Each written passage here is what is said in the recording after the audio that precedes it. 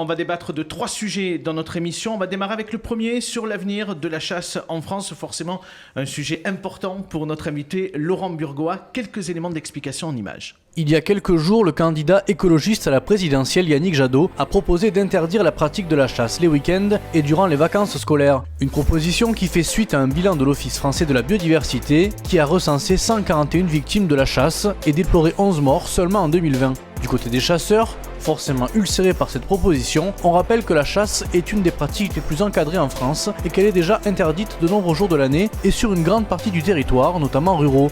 Alors, la chasse, on pose les armes ou pas ? Une fois n'est pas coutume, on va démarrer ce débat avec notre invité Laurent Burgoa, puisque je crois que c'est une de vos activités le week-end, Monsieur Burgoa. Quel est votre sentiment, à la fois sur les propositions de Yannick Jadot, et puis ce qu'on a dit quand même, qui est assez clair dans la vidéo, les chiffres qui sont ramenés par l'Office français de la biodiversité? Alors, vous avez raison, Abdel, je suis chasseur, et fier de l'être. Alors, par rapport à M. Jadot, je crois que d'abord, moi, pour la chasse, c'est quelque chose de populaire. Et que interdire le week-end, ça ne permettrait pas à des salariés, à des ouvriers de pouvoir chasser, qui travaillent toute la semaine. Alors pourquoi on priverait ces gens-là d'une passion qui est une passion comme tant d'autres? Après, sur le problème de sécurité, je crois que les problématiques qu'il y a beaucoup d'accidents d'ailleurs entre chasseurs, quelques accidents qui sont très médiatisés de nos jours. Je crois qu'il faut réfléchir pourquoi il y a ces accidents, parce que ça a un problème de sécurité, notamment dans des battues au sanglier, au gros gibier, où ce sont des tirs qui ne sont pas fichants. Par exemple, le dernier exemple, en Bretagne, le fait que cette personne ait été blessée mortellement, c'est le fait qu'il tire qui n'est pas fichant. Donc c'est la raison pour laquelle, au Sénat, on va mettre en place un groupe de travail qui va regrouper des sénateurs, membres de la commission des affaires économiques et des lois, pour réfléchir à cela. Moi, personnellement, je serais favorable à proximité des maisons et des chemins pour les battues, à ce que les gens chassent sur des miradors, ce qui ferait que les tirs seraient fichants. Années, dans toutes vos activités, M. Burgoa, vous n'avez jamais été témoin d'accidents? Non, il faut savoir partager le territoire. Le territoire appartient à tout le monde. Il appartient autant aux chasseurs qu'aux marcheurs, qu'aux vététistes. Il faut savoir le partager. Et il y a des règles d'information. Par exemple, quand il y a des battues, il y a des panneaux d'information. Mais ce n'est pas une pratique dans notre temps, M. Burgoa. Est-ce qu'aujourd'hui, on a besoin encore de continuer à chasser? Je vous pose la question. Hein. Et pourquoi on a toujours chassé? Et on a besoin de chasseurs. Parce que ceux qui ne veulent pas chasser, regardez la problématique dans ce département des sangliers. Vous ne chassez plus de manière correcte. Vous allez, les mêmes qui vont dire qu'ils veulent interdire la chasse vont se plaindre que les sangliers sont devant leur part de porte. Vous avez les problématiques des nuisibles, des renards, des blaireaux qu'il faut aussi réguler. Donc le chasseur, ce n'est pas que l'acte de chasse. Le chasseur, c'est un aménageur de son territoire. Il surveille son territoire, et notamment dans la garrigue avec un risque incendie, on a besoin de chasseurs. Alors l'image que l'on donne de certains est néfaste. Il y a les chasseurs, on en a besoin. Ce sont des régulateurs par rapport à certains Madame espèces. Cordelet, vous partagez ce qu'est en train d'indiquer M. Burgoa? Complètement. Je vais me faire assassiner par ma fille et ma petite-fille, probablement. Mais moi, j'ai grandi au Maroc. Les gens chassent beaucoup là-bas. Voilà, je suis favorable à la chasse. Je pense qu'elle doit être extrêmement bien encadrée et je déplore les derniers accidents qu'il y a eu. Mais c'est important aussi pour préserver la diversité animale et la réguler.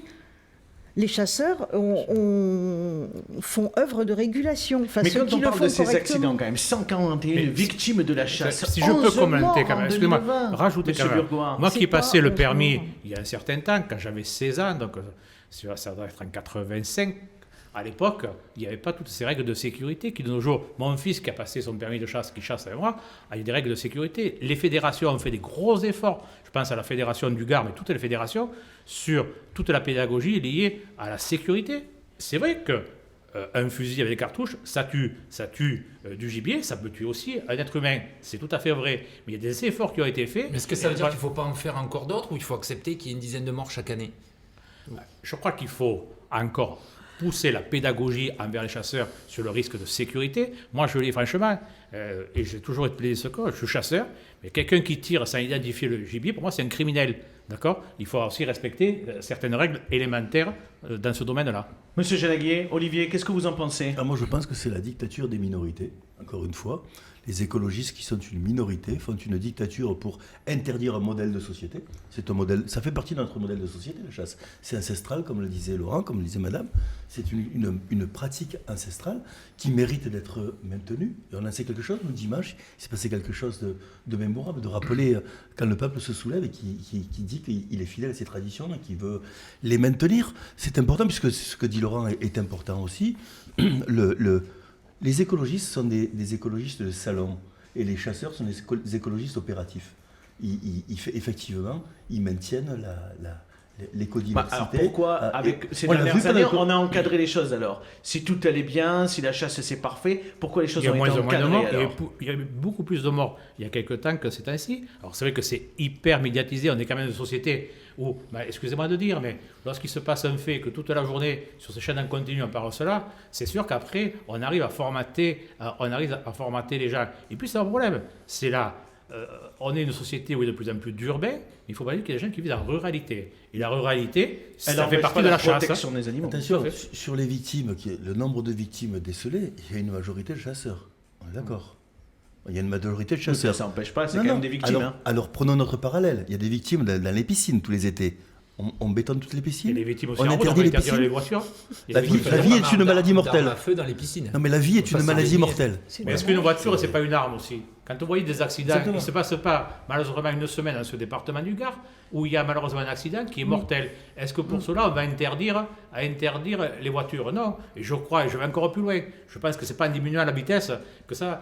Les gens, c'est un problème de pédagogie, c'est un problème d'éducation, et après, à travers ça, c'est un problème de responsabilité. Un dernier mot? Oui, non, mais c'est important parce que ce débat-là, c'est les racines du débat et qui fait les oppositions entre anti et pro sur la tauromachie. C'est le regard face à la mort. Oui, aussi. On n'ose plus, notre société n'ose plus regarder la mort en face.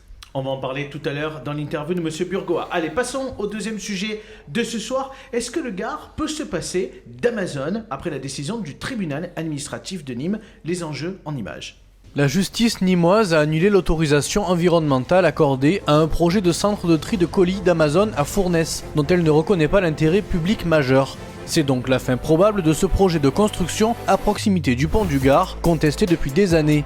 Un revers pour le géant de la livraison qui doit essuyer d'autres abandons dans d'autres régions françaises. Une décision folle de conséquences et une perte de chance cruelle pour le bassin de Remoulins, a déclaré le chef d'entreprise gardois Gilles Ridel. En effet, la fin de ce projet, c'est aussi la perte potentielle de 600 emplois et des recettes récurrentes qui partent en fumée pour le territoire. Est-ce que le Gard, l'un des départements les plus pauvres de France, peut se passer d'Amazon ? Olivier, est-ce que le département du Gard peut se passer d'Amazon? J'ai envie de répondre, c'est encore une fois la dictature des minorités. C'est encore une fois pour la même raison que des gens s'opposent à un projet sur des bases écologiques, sur des bases économiques. Mais c'est des minorités, c'est des zadistes, c'est des écologistes. C'est une minorité par rapport à une majorité qui attend quoi? Là, il y a une décision du tribunal administratif. Quand même. Alors, parlons-en.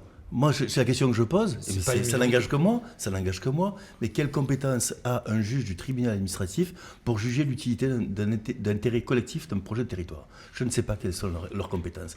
Compétences administratives, je l'entends. Compétences sur le projet économique, je ne vois pas où sont leurs compétences. La compétence, elle relève des élus. Ça, c'est les élus qui peuvent...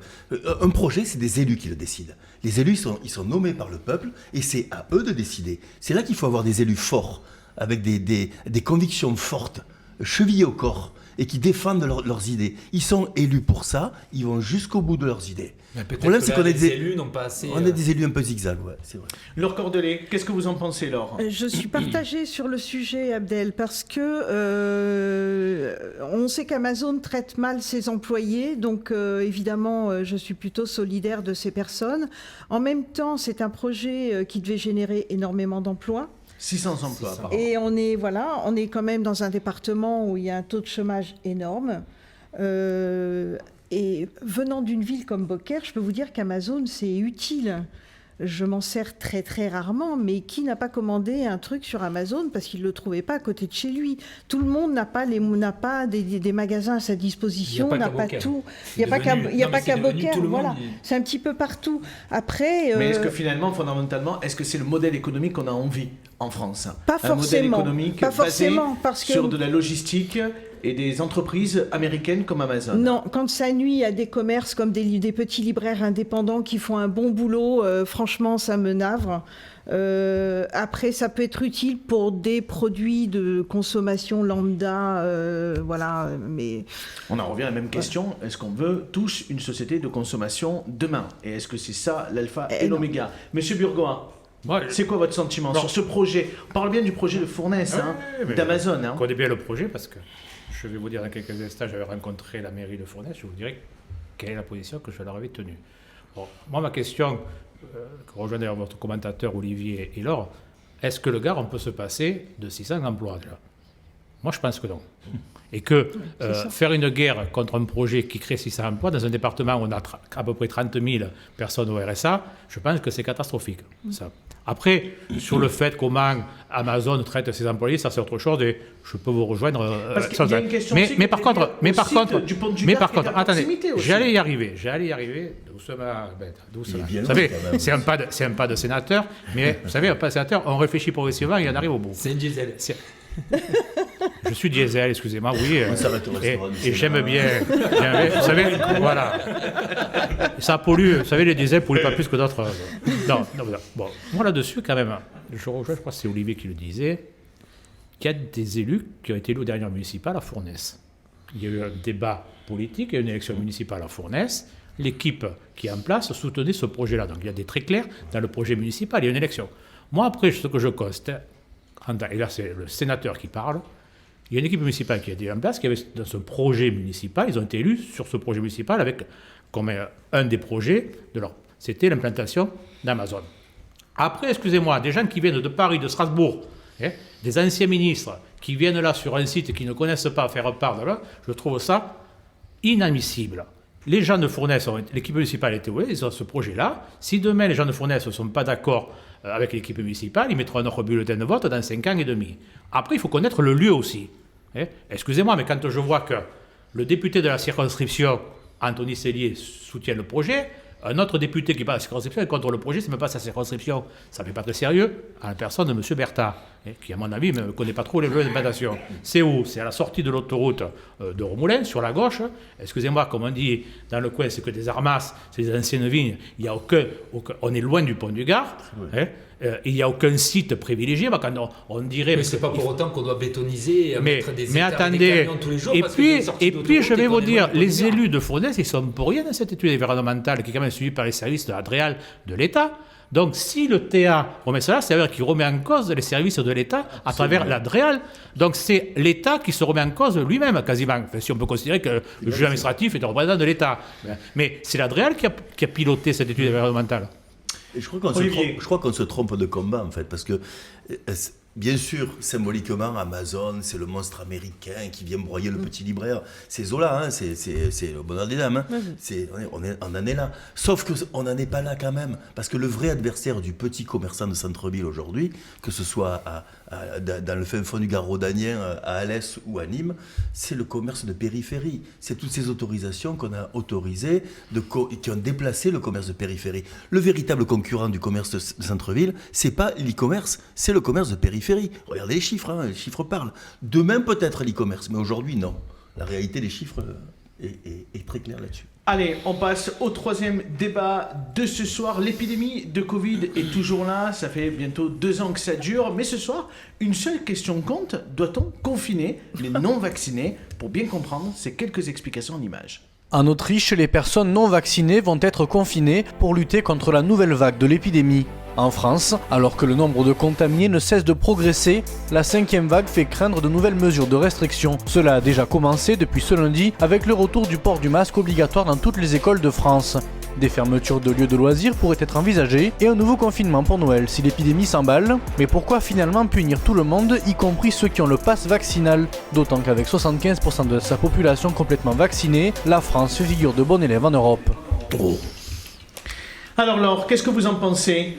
Cette recrudescence d'épidémie, aujourd'hui on le voit en Autriche, on va reconfiner les personnes qui ne sont pas vaccinées. Quel est votre point de vue? Que c'est débile. Pourquoi c'est débile? Parce que en France, on a 75% de personnes qui sont vaccinées, alors qu'en Autriche, je crois qu'ils sont autour de 65. oui, ayant voilà. reçu les 2 doses. Et ils patinent vraiment pour faire grimper leur pourcentage. On est quasiment, nous, proches de l'immunité collective. On sait pertinemment qu'il y a une frange de la population qui ne se fera jamais vacciner. Il y a le pass sanitaire qui pose des règles déjà. Je ne vois pas l'utilité d'aller enfermer les gens chez eux. Pourquoi? Pour se mettre à dos 20% de la population? Non, il mais faudrait la bien qu'elle se réalité, fasse vacciner quand même. C'est la projection, de la quoi. population. Vous Mais dites non, il faut à l'immunité partir du collective. moment où l'immunité collective est atteinte, elle ne s'atteint pas quand il y a 100% de vaccinés. Elle s'atteint vers les 80-85%. Cet effort ça collectif. sera, à mon avis, pas avant le printemps 2022. Mais il y a Voilà. une autre question qui se pose. Alors, aujourd'hui, on fait comment? Les projections annoncent jusqu'à 40-50 000 personnes qui vont contracter le virus à nouveau dans les prochaines semaines, par jour, en France. On se retrouve avec des gens en réanimation qui sont pratiquement tous pas vaccinés. Oui. On fait comment? Je ne sais pas. C'est pour ça que vous n'êtes pas aux manettes. Voilà, Laurent exactement. Burgoa, notre invité, qu'est-ce qu'il en pense? Est-ce que si demain au Sénat on vous demande de voter pour reconfiner des personnes qui ne sont pas vaccinées, quelle sera votre position? Je ne voterai pas favorablement parce que je trouve que ça serait trop attentatoire aux libertés publiques.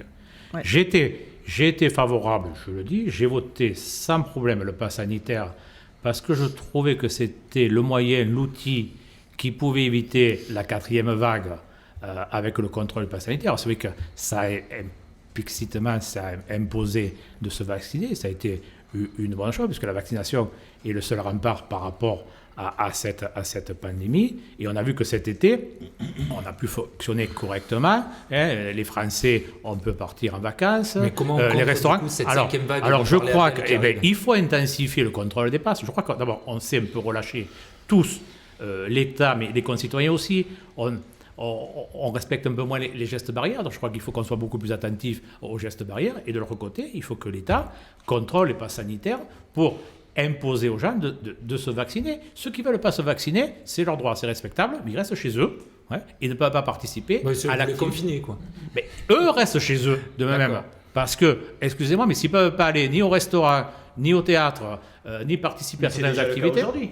Oui, mais Et bon. l'épidémie, elle se Mais met à je à pense que de nos progresser à jours, nouveau. on a eu un peu un relâchement dans le contrôle pass sanitaire. C'est plutôt le relâchement Moi- plus que les non-vaccinés. Moi, je le dis. Alors après, je vais vous dire, on a réfléchi, nous, au Sénat. On était plutôt, moi, personnellement, j'étais plutôt favorable au départ à une obligation vaccinale. La difficulté qu'on a eue, si on a voté en juillet, on m'a expliqué entre le ministre de la Santé et le professeur de Frécy, qui est le président du conseil scientifique, qu'avant de mettre en place cette décision, il fallait plusieurs mois pour un point de vue de l'organisation de la vaccination. Donc, ce n'était pas possible.